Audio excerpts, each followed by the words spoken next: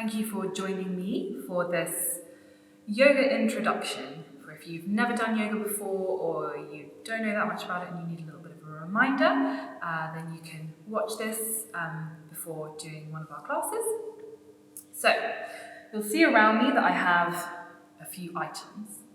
And that is because, you might have heard this said before, yoga is for absolutely everyone. You just can't apply a one-size-fits-all to it, because you can't for anything. But I think that some advertising that has crept into yoga gives that impression. It's not true at all. Anybody of any shape or incapacity, I'm currently incapacitated and we'll go over why that doesn't matter in a moment, can do yoga.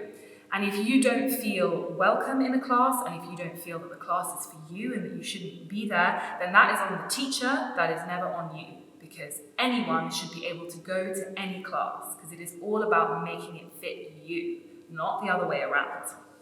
So, we can use props to help ourselves with that. Now, if we're in a yoga studio, we usually have technical props, bricks and blocks and bolsters, which are these very thick cushions. But obviously we're all at home at the moment, and so we don't have access to those things, or at least most people don't. Even I don't, and I'm a yoga teacher. I just don't keep them hanging around the flat. But I have things around that can be used to help really, really easily, which I'm pretty sure that you will all have too. Underneath this knee, you can see that I have a big thick cushion. I brought Frida Kahlo with me today. A cushion can be used in all sorts of ways in yoga. It can be used when you're lying down at the rest at the end. Maybe you put it underneath your head, maybe underneath your knees to let your back relax a little bit. You might use it in my state that I'm in now, where I can't fully use my left knee. And so I just sometimes need to make sure that it's got more support than it would usually have. So I've tucked this underneath there so that I'm not pressing too firmly on the knee. Cushions can be used in all sorts of other ways. Maybe you like to do headstands, in which case you might want a little bit of protection for the crown of the head. You just have to try things out and see what works. Here I also have a large scarf. Now that can be used as a blanket to keep you warm if you need it at any point. It could also be used as a strap. You might hear yoga teachers talk about strap. That just means something to elongate your grip. So for example, you want to, I'll use my other foot, you want to reach your foot, but you don't feel that you're that flexible. A strap can really help you out so that you don't feel all tense, because you can adjust it however you need. It can also act as a blanket. So maybe you have delicate knees, a la me, and you need something to put your knees on if you're, say, just straight kneeling or you're doing a lunge. I'll just show you what I mean. This is one of the most common times I would say people need something underneath their knee, is if they are doing a position like this. We do a lot of these kinds of lunges, so you want to make sure that everything is okay back here in the knee. You don't want to be in pain at any point. Pain is not gain, it's a really silly saying.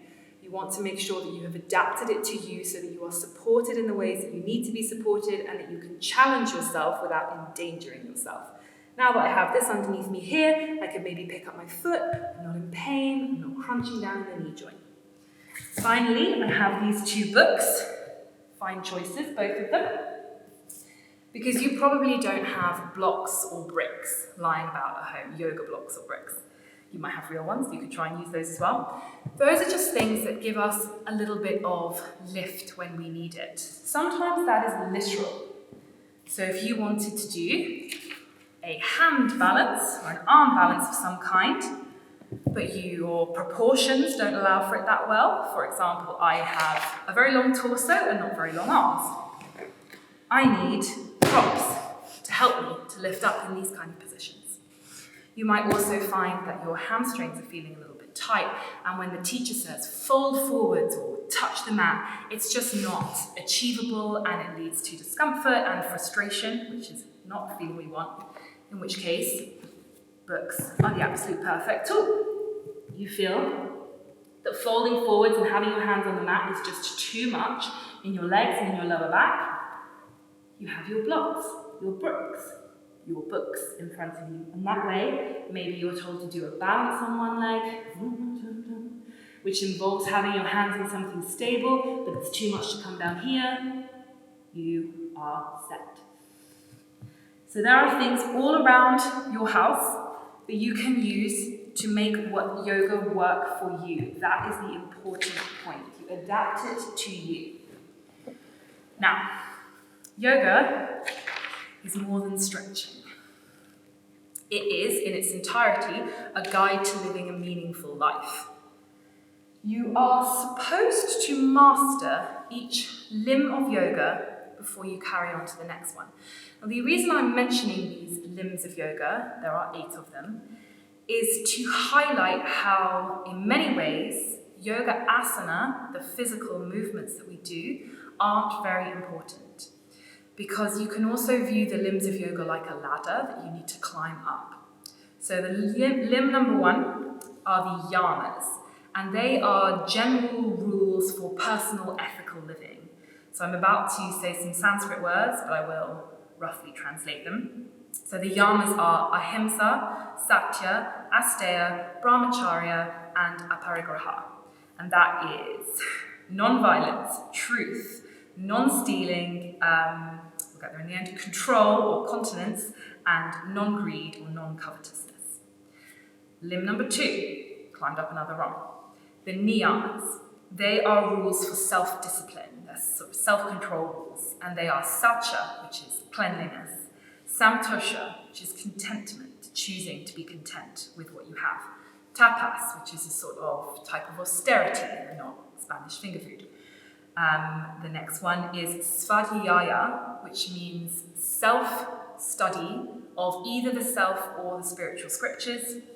And then we also have Ishvara Pranayama, which is surrendering to God. Then we reach our 3rd limb. Those are the asanas, the physical postures that we use. Asana roughly means seat, pose, seat. So you can see they're pretty low on the ladder that we're climbing for full yoga. They are used in conjunction with the 2 that have come before to gain a greater control of the self, which leads us onto step 4, pranayama, control of the breath, the understanding that mind, body, and soul need to be linked together, and the breath is a very good way of doing that. The 5th step, pratyahara, withdrawal of the senses. It is a type of meditation. It leads quickly into 6, dharana, which is another type of meditation. Once you have mastered withdrawing the senses, then you try to master ignoring external distractions. So you've ignored your own distractions, then you ignore the external distractions. The 7th step, dhyana, sounds very similar to dharana. That is the uninterrupted flow of concentration. And you might think those 3 steps that I've just said sound very similar. There are subtle differences between the 2. You can see them like an increased ability to meditate more concentratedly. And that 7th step, dhyana, is the one step you need to get before you step onto the 8th rung of the ladder, samadhi, which roughly translated means ecstasy. So you can see from everything I just said, yoga, moving around on the mat, is a very small part of it. That's not to say that you can't come to a yoga class and not just enjoy the physical benefits of it, because the physical benefits are manifold. I say this only so that you know that they can feed into something even more widely beneficial for yourself. Because by tapping into how you feel in your body and what you need, hence knowing what you need when you need to use props, how you need to move to suit your own bodily expectations, can help you take a more broader view of yourself, your holistic needs, the whole view together, and how you can benefit yourself not just physically, but also mentally, and that generally tends to improve your whole life and life outlook. So the asana, the physical poses, are just a small drop in the ocean of what yoga is. And I don't want to downplay their importance, because they are important, and they are one of the reasons that yoga has grown so exponentially in popularity. They are a wonderful gateway to what yoga is and to the benefit it brings, as long as you can remain open to everything else that yoga can give you, other than just maybe being able to touch your toes eventually. But really what we want in yoga classes is to learn to listen to ourselves, to understand what we need, and to give that back to ourselves. Then we learn greater patience and tolerance. We learn to be more at ease in a world of tension. Hope to see you at one of my classes soon. Thank you.